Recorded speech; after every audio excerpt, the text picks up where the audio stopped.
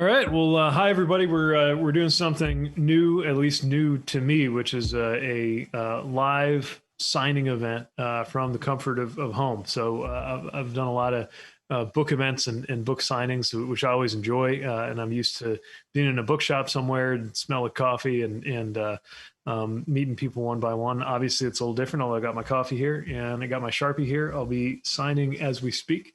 But rather than just have the internet watch me with my head down and a pen signing book plates, we're going to have a conversation while we're at it. So we're joined by Peter Miller with the team at Live Right and Norton, the publisher of our book, Trust America's Best Chance, that I'm really excited to share with you. And I imagine somewhere in your feed or surrounding this is information on how to pick up one of these signed copies that I'm signing the book plates for as we speak. So with that, Peter, I'll turn it over to you. Yeah, thanks, Pete. It's great to see you. This is the first time we've seen each other since the book came out, because we're all living in this separate world.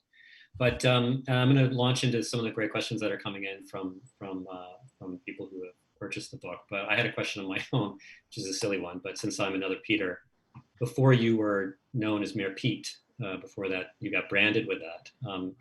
Peter's. I'm sure you got these questions all through your life. When people are introduced to you, they say, which do you prefer, Pete or Peter? Yeah. How did you respond to that question? You know, what's funny is I grew up as Peter, and then at a certain point, I felt like I wanted to be Pete. Just, I don't know why, one of those middle school things. So I started going by Pete, or trying to. And then I got to college, and I had a roommate who was also named Peter, and we realized we were going to have to figure this out somehow. So we just settled it for whatever reason. He got Pete, I got Peter, and that was how that worked through college. Then I started, I returned home and I was on the ballot, and I realized I was throwing enough syllables at people with my last name Buttigieg that the simpler I could keep my name, the better. So I kind of started forming the habit of going back to Pete. It was also part of our initial, I wrote about this in my other book, Shortest Way Home, our initial campaign of just getting known. I didn't come from a political family or anything like that. So nobody in Indiana knew who I was. So when I was running for office for the first time, we were trying to figure out how to get people to look me over and raise some awareness about my campaign. So we came up with this idea of just these stickers that said "Meet Pete," and there was this big event in Southern Indiana that brought Democrats from around the state together, and we just plastered the event venue, this hotel, with signs and stickers and things saying "Meet Pete," and it ginned up enough of a buzz. People were like, "Who is this Pete?" That it gave me a chance to start a conversation with people when I actually met them. So after that, I think Pete was pretty much locked in, for better or for worse, although some friends and family still know me as Peter.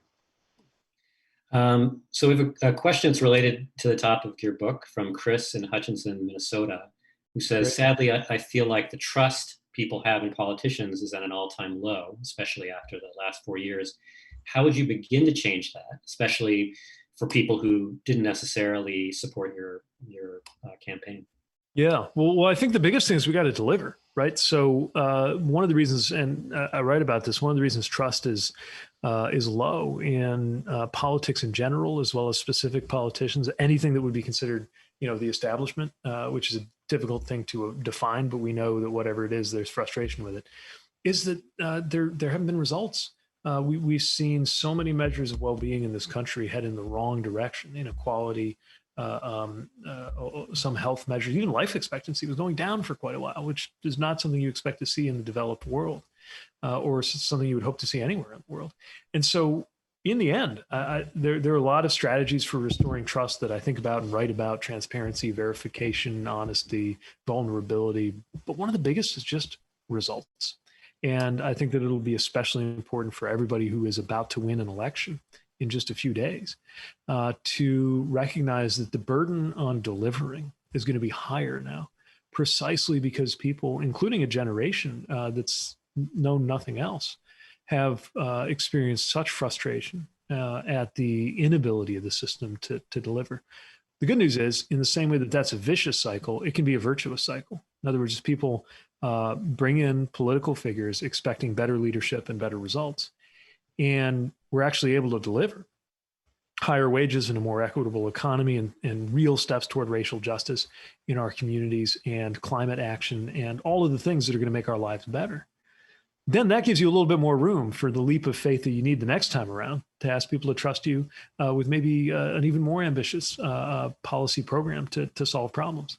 That's how I think we do it at the end of the day. And it's part of my focus. I mean, it's one thing to have the right talking points or give a beautiful speech. It's another to actually get there and deliver. And my hope is that there will be a lot of newly elected, wonderful leaders around the country from the White House on down who are in a position to do that. James Strand from Dallas, Texas asks, has social media impacted trust? And James capitalizes trust, so I think could be referring to the book, but I think more broadly about trust, small t. Yeah, definitely something I write about is the way that, look, there was a period in the 90s when there was a lot of almost utopian expectation around what the internet could deliver. I quoted in the book a couple of lines that we found when I was researching this, saying that, in the future with the internet, everything's going to be factual and not about opinions and dogma. Obviously, things didn't work out that way, but that was the hope. The simple reality is that social media has allowed information and disinformation to move around the world in a whole new way. And as human beings, we haven't developed the kind of antenna that we need, the just built-in pattern recognition to better separate what's trustworthy from what's not, the way we can do a little bit more intuitively with written, printed materials and other sources of information. And we're going to need to develop that, I think, and quickly, especially because social media has been used in very intentional ways to reduce trust. Most of us know the stories of what happened with Russian disinformation around the 2016 election, for example. But one of the things I write about was a Russian campaign to put out tweets and other social media content on the subject of vaccines, whose only real function was to undermine trust. They actually pushed pro-vaccine information and anti-vaccine disinformation at the same time for a 3-year period from Russian accounts, in order not so much, I think, to advance a particular point of view, but to just add to that climate of doubt and distrust by viewing controversy as an end in itself, then increasing controversy around what really is a matter of settled medical consensus. These are the kinds of things that we've got to be on the lookout for, because there's more where this came from. And so both in unintentional ways and in very deliberate and nefarious ways, we are seeing the direct consequences of how a new technology can scramble our ability to work out what it is we do trust and what it is we can't. And this is the responsibility of the social media companies to do a better job managing. It's the responsibility of policymakers to make sure that we have responsible practices on digital media, but it's also our individual responsibility to make sure we are a harder target for that kind of disinformation, because we need to develop those capabilities the same way that when you're reading a newspaper, you can usually tell when somebody's taken out a full page ad, even if it's designed to look like newsprint. We don't quite have that same instinct yet on digital media, and we got to build it up very quickly. This is a related question from Jeffrey in Hendersonville, Tennessee, who sort of laments that so many Americans, get their news from a single media source. Yeah. And, it's created this whole term of fake news that we see on both the left and the right. How do we get back to trusting the media? Well, I think, first of all, in journalism, there shouldn't be too much fear of expressing an editorial view on whether something's factual or not. Sometimes it's actually by trying to be fair to both sides that media trying to do the right thing has actually increased the amount of doubt and mistrust by creating the impression there's only two sides to an issue, or giving equal credence to somebody who's telling the truth and somebody who's not. We should lift up different perspectives and have ideological diversity. That doesn't mean that you have to pretend that everything is equally valid when there's real evidence to be discussed. So I think media shouldn't be afraid of an editorial role as long as they're very transparent about where they're coming from. And that's a big part of what needs to happen. Look, we're not going back to the old days when Walter Cronkite represented authority and could actually, as he literally did, sign off his newscast by just saying, that's the way it is. It's more complicated than that. But what still matters is that we do in fact depend on professional journalists to do fact checking, to help us sort out fact from fiction, to present when there are different competing views of something, to present them in a fair way, which is not always the same thing as a 50-50 way, but to present them in a fair way so that we can make our own decisions. And that's something that I think is actually going to become more, not less important in the digital age. Although, unfortunately, digital media are also making it harder to have things like smaller city newspapers that do such important work, digging into what the truth is and presenting good information for citizens to make decisions on. Yeah, and this is Andy in Oak Park, Illinois asks, which is kind of connected to this too, and sort of sees the other side of it, of perspective on some of these news outlets, complimenting you on your appearances on Fox News, which I think all of us have seen and really enjoyed. Andy asks why we aren't seeing more people, progressives or Democrats, on Fox. But I guess I would add to that, why do they keep having you on? I mean, that maybe is this a sign that Fox is changing, and has that been an issue where you think some of your colleagues on the political spectrum aren't going on Fox when they should be?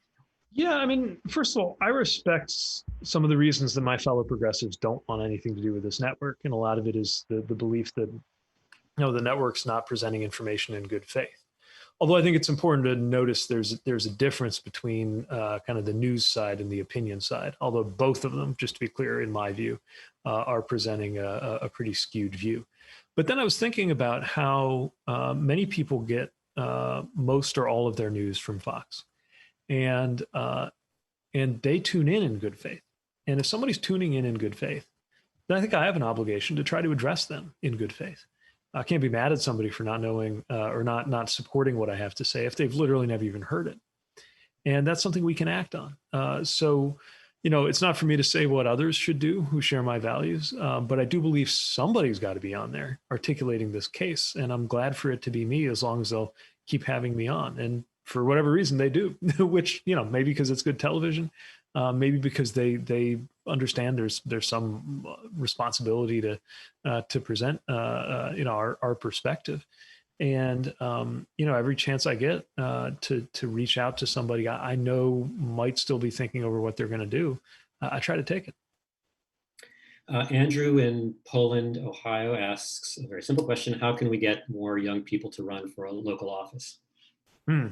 Well, I think I like the question because I think local office is where it begins in a lot of ways, and not just as a kind of feeder or junior kind of level that you then work your way up. Some people work in local office and then they'll do something at the federal or state level, but also there's so much potential, there's so much power in local office that it's really worthy as an end in itself. But also, I think it's a little bit more friendly to people who don't have a political base stepping in and sometimes not waiting their supposed turn. And so we need young people to feel the impact that they can have by mobilizing the way I did with a bunch of people who shared my beliefs out of my generation to step forward, only to find that there were actually a lot of older voters, not always older elected officials, but definitely older voters who were enthusiastic about the idea of younger leadership for our city. I'm even a believer in people not yet old enough to run or old enough to vote being active in local processes, because you can be invited, you can have a chance to testify on a bill, for example, without having to wait to be invited like in Congress. Most local bodies are required to listen to what you have to say. And I've seen votes go differently because high schoolers stood up and made their voices heard on an important issue. And it's a really beautiful thing. I think we also have a responsibility, if we say that we want young people to run, to support them when they do. That's why organizations like Run for Something, my own effort called Win the Era, and others that are out there, I think are really important because they're supporting that generational leadership and helping people who might not come from a lot of money still be able to get out there and get the resources they need to compete. And, the other great promise that a new generation of leadership holds is greater diversity. We're never going to run our communities well if there's not a gender balance and racial balance and LGBTQ representation, all the other things that make it possible for an elected body to reflect the community that it serves. And, each newer generation is more diverse than the last. And it's one of the many reasons I think it's time for more younger people to step up and be part of it. Doug in Hampton, New Jersey asks, in your experience, what major issue has turned out to be the least partisan? Hmm.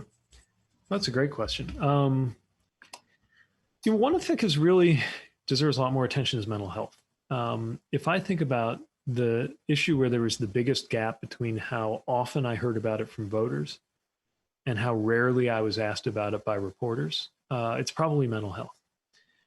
And event after event I would go to, and I just ask for a show of hands, who here has been impacted, you or somebody you love or somebody you work closely with, by a serious addiction or serious mental health issue. And always so many hands went up. And it shouldn't be partisan. I believe my party's done a better job of committing funding for these things. But honestly, I mean, you shouldn't have to be a Democrat or a Republican to care about dealing with these. And I've seen how it cuts across party lines, especially among voters. The importance of dealing with addiction issues, the importance of having a better policy on drugs in this country than the kind of 1980s approach that's really criminalizing addiction. And along with that, the need to make sure that we make it as acceptable and expected and welcome to talk about a mental health concern in this country as we would any other medical issue, just in our lives. So it's not just a political thing, but I do think our politics could be more responsive to the need to do this. And as we do, it's a great place to find common ground between all kinds of different communities that might skew in different directions. I mean, you think about how, for example, two communities that, except when they overlap, are maybe expected to have a different political profile, that both have a lot at stake in mental health. One is the LGBTQ community, and the other is the community of veterans and active duty military members. And by the way, lots of people are both, as I was, and I am. But these are things that cut across some of those other lines of belonging that we have, and working on them could be a source of solidarity that I think is really exciting.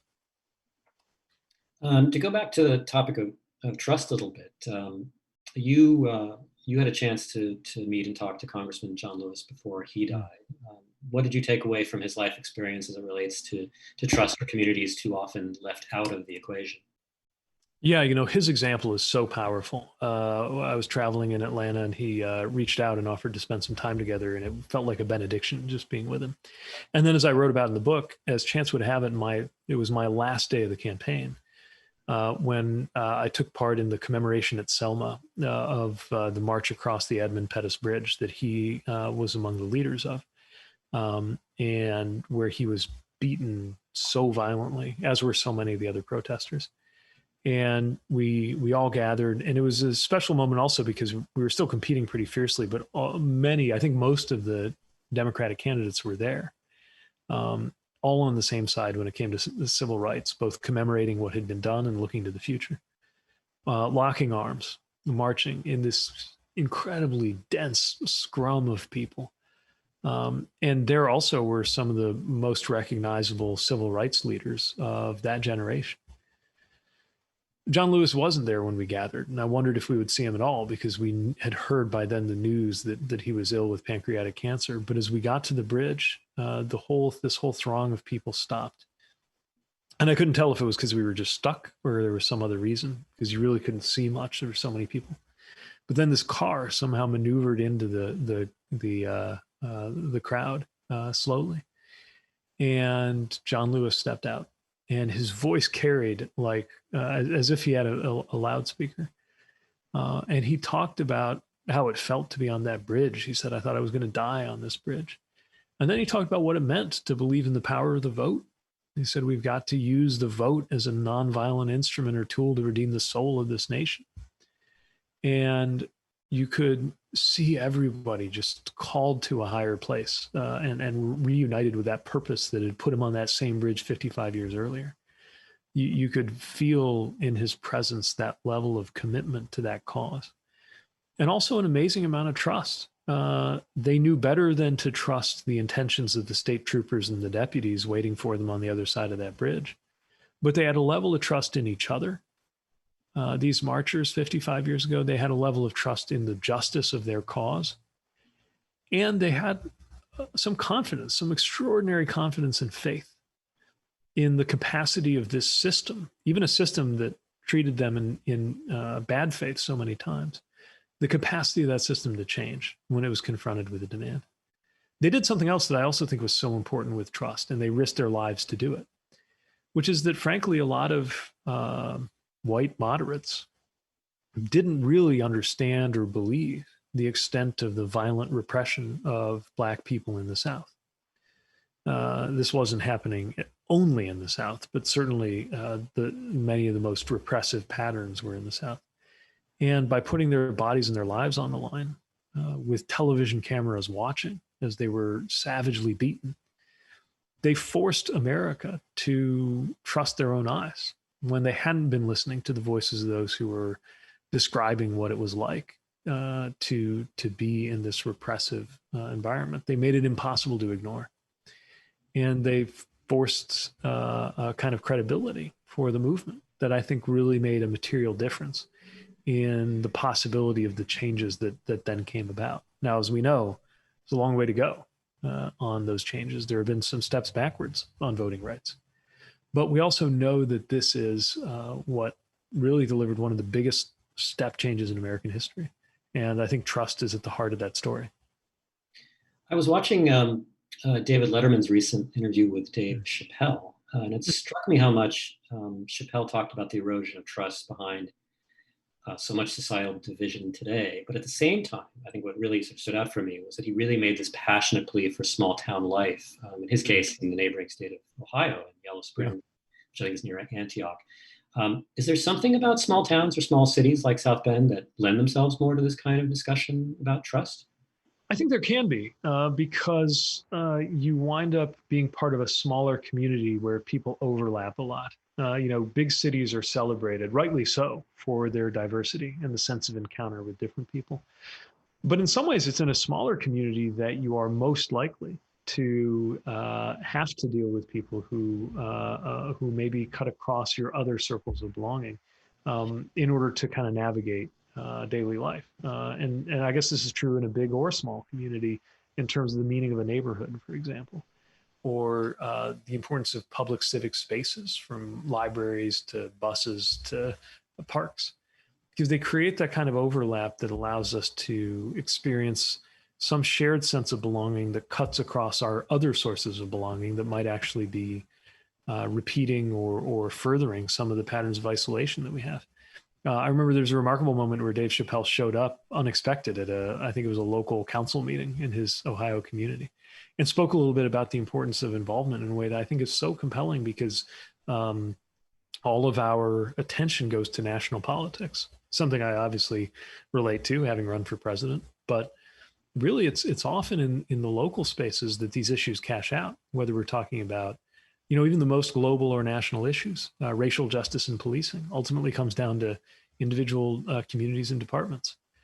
Issues of economic justice, housing, even climate, the most global issue there is, or the pandemic, the other most global issue there is. A lot of it's a matter of local communities and local officials trying to respond, trying to get ahead of it, and the local relationships that we build, where I might not belong to your church, but we are in the same soccer league, or we don't care about the same sports, but we live next door to each other.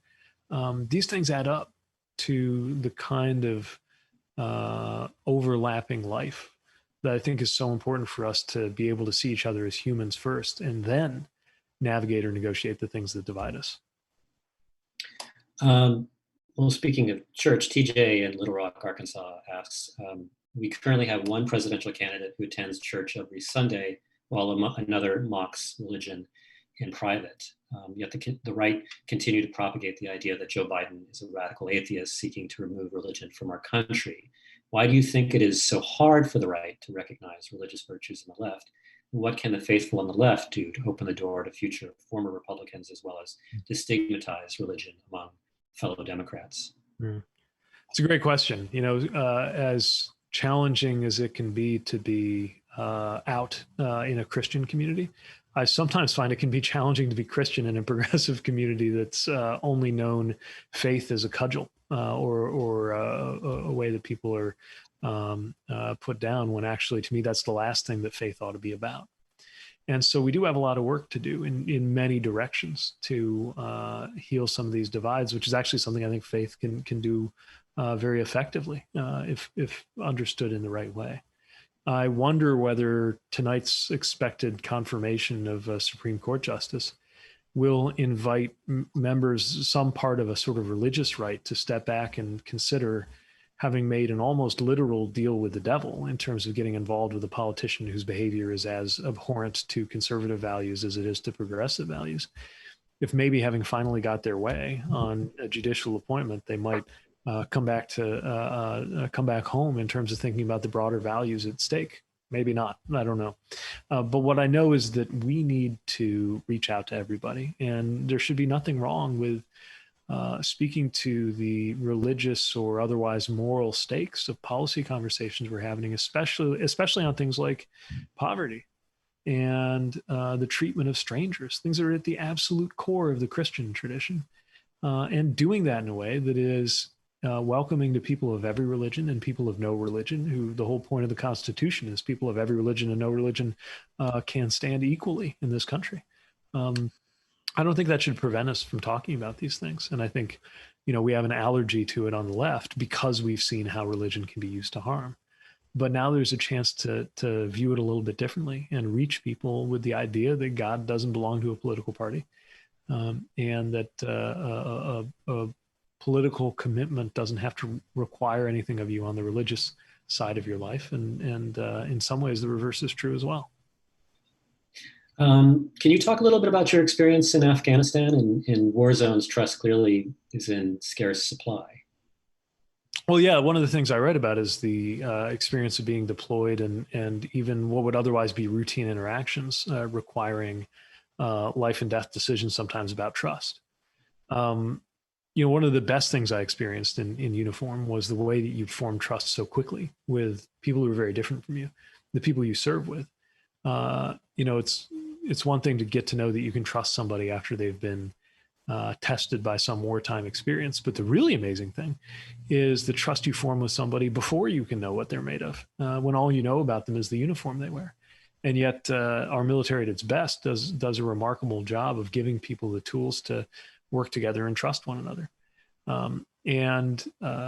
And yet these moments arise. And I was not in a combat or maneuver role. I was not supposed to be in anything but an intelligence role, but you do what's required of you. And part of my job wound up being to drive convoys or vehicles around Kabul and between Kabul and Bagram, just because they needed somebody who was qualified on a rifle to do that. And I was available. And so more than 100 times it was my job to go outside the wire and get people or equipment from here to there.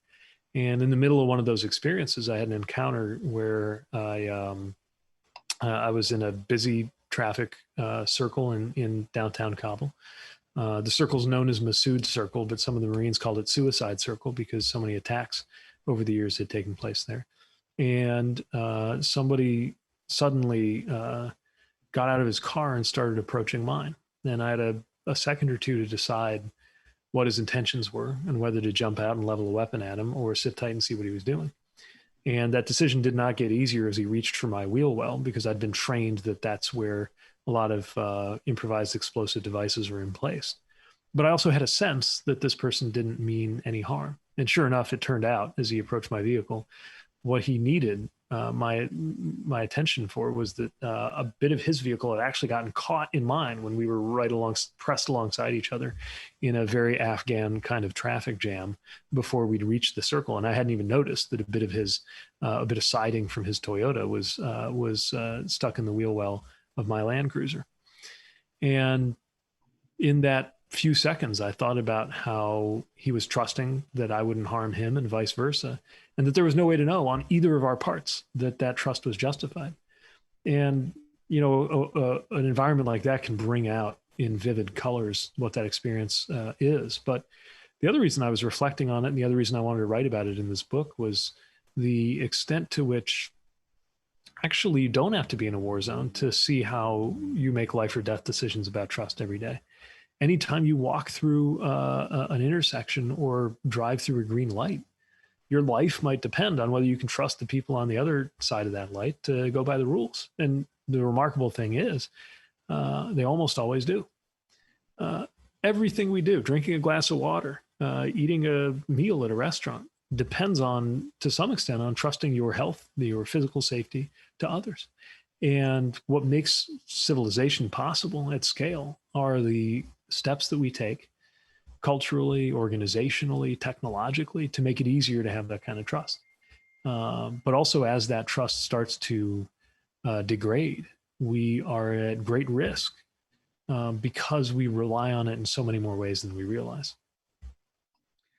Um, is there anything you want to mention too, just about, as we're, we talk about trust in a lot of this in terms of being citizens, but just in terms of our relationships, neighbor to neighbor, partner to partner?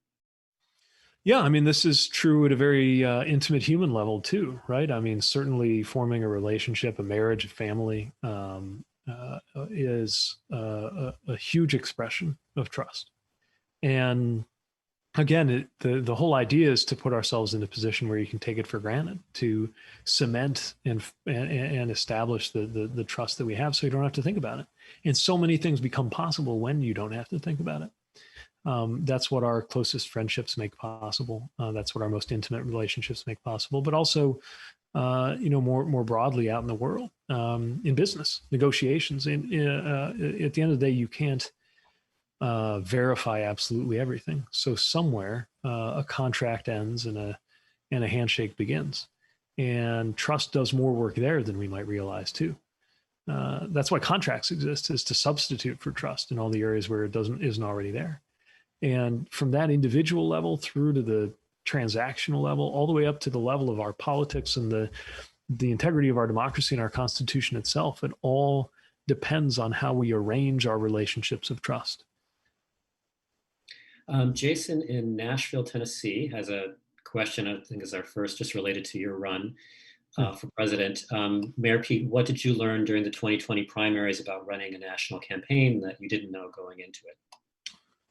Wow, so much. I think I'm still processing. And one of the biggest things you learn is how much people share in terms of their aspirations. So you go to places as different from each other as North Central Iowa and Las Vegas, only to realize that while some of the circumstances are different, what people are basically after is the same: prosperity, measure of freedom, well-being, and a view to the future. And that was very encouraging, because part of what you're trying to do is form some coherent picture, of what's needed across a really broad and varied and diverse nation. You also learn what it's like to ask people to trust you with their lives. And it's one thing to do that in a military environment, but you realize when you're running for president, that's what you're doing. You're telling somebody that their loved ones and they themselves will be better, safer with you in charge than not. And that's a huge thing to ask of anybody. And when they start to give you that trust, it's a humbling and transformative thing, especially when you think about what obligation that creates on your part to do right by it, to earn and make good on that vote that they're considering giving you. You also learn to trust in a more immediate way. You learn to trust the people you work with as a candidate. Everything you do is guided by a team. I went from a comparatively normal life. I was a mayor of the city, but got to work every day either on my bike or my Chevy, and went about my day, to having 6 people involved if I had to go to the bathroom to make sure the hallway was secure and I could arrange the 3 minutes that were in between what we were just doing and what we were about to do. And so you wind up trusting your reputation, your physical safety, and your community of supporters to the integrity and the competence of the team of people you build around you. And when you've learned to do that, it opens up a whole new level of what you can get done when you do have that kind of team. Since this is an audience with a lot of, obviously, readers, book buyers, we have questions related to that. Stephen in Fountain Valley, California asks, how can teachers elevate their students into leaders who are themselves lifelong readers? Oh, what a great question. I mean, I think the most important thing is that spark of excitement, right?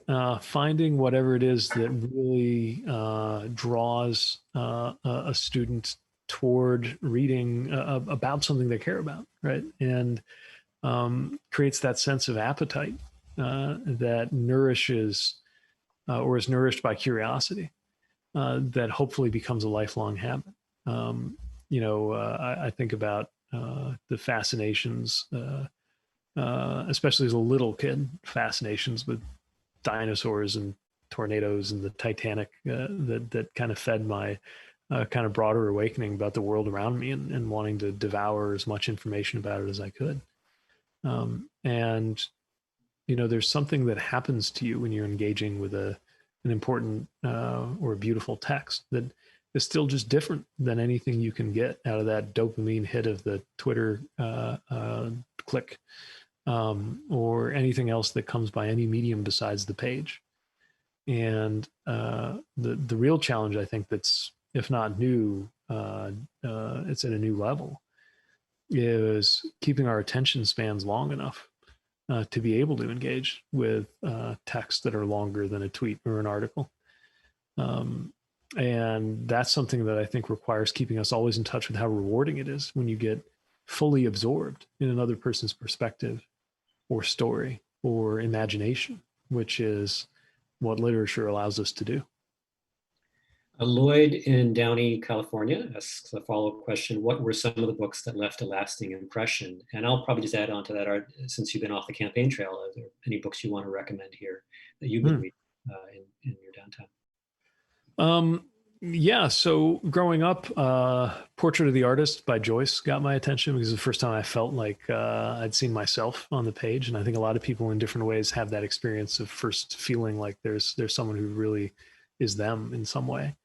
And so that was a huge influence on me. So were some of the classics. My father is Mediterranean. He was from Malta and claimed this kind of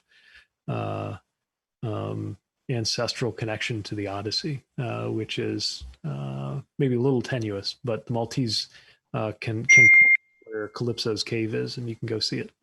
So I felt this connection to the Greeks and the classics too. These days, I think it's a great time to be reading about FDR. I'm devouring Jonathan Alter's book about FDR's 100 Days because I think after this election and hopefully a good result in this election, I don't think any president since FDR has been confronted with as many compounding and overlapping crises, and also with a comparable opportunity to shape history the way that is going to be waiting for the winner of this election. And so I think it's a good time to examine that period of history and then to consider where the analogy doesn't fit and where things really are just fundamentally different this time. So that's a good read. Fiction, I really enjoyed Hilary Mantel's trilogy, Wolf Hall. It's about politics, but it's removed enough from our politics that it doesn't feel exhausting the way reading the news can be exhausting. And it's a very psychological novel. And then Isabel Wilkerson's written a book using the caste system as a way to really explain what's happening with race in America and how we got here. And it's not only a compelling, I think, work of social theory, but also just an amazing piece of literature, just the way it's written, that I think will make it a very important book for a very long time. And I'd be remiss if I didn't say that Chasten's written his a memoir, I Have Something to Tell You, which is obviously in my biased, but I insist, accurate opinion. Is a great read, and just captures a very different perspective on not just politics, but where he came from. His story is really extraordinary. And I was excited for people to be able to hear in his voice where he was coming from and the things that shaped him and how he comes at the world. That's I think a good place for us to sort of wrap up. There is I've been saving this one question though, which is a little cheeky, but I thought it's a nice way to succinctly end this. But Terrence in Walton Creek, California asks, and you have to wait for the whole thing: boxers or briefs? and specifically if it is cooler to nerd out reading Supreme Court briefs and decisions or watching old Ali and Frazier fights. Nice.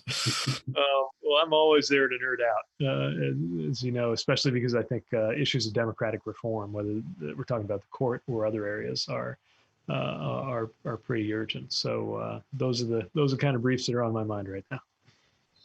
Well, I think this is great. I thank you so much for taking time out of your very busy schedule. I mean, it's what people may not realize is that, you know, even though you're not on the campaign trail anymore, you're doing a lot on behalf of the Biden campaign, and obviously we are encouraging everybody to get out and vote. And you know, that's we appreciate, you know, all the work that you're doing, you know, pushing that. And you know, I think there's probably pretty much it for us with the live signing, but it's just good to see you, Pete. And Same here. yeah.